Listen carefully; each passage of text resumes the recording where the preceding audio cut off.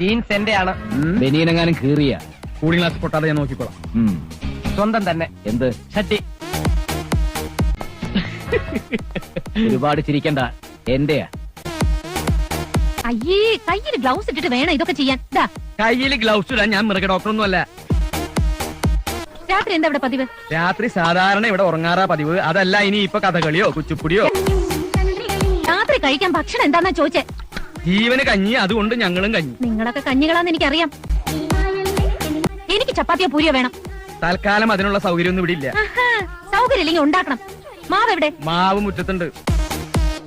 സ്വർഗത്തിൽ വ്യഭിചാരം നടക്കുന്നു. അതിന് ഭൂമിയിലുള്ള ഒരു പോലീസുകാർ എന്ത് ചെയ്യേ?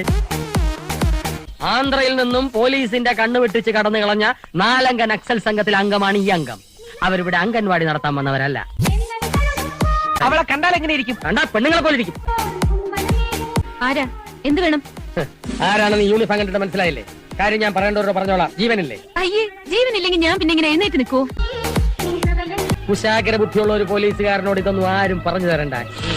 മണത്തറിയും. സാറുള്ളപ്പോ വേറെ പോലീസ് ആയാലും ആവശ്യമില്ല. അതെ, നിങ്ങൾക്കൊക്കെ മുമ്പ് ഇങ്ങനെ വരാറുണ്ടോ? എന്ത് വട്ട് വട്ട് നിന്റെ തന്തയ്ക്കാടി സീമ കൊക്കെ. ദേ,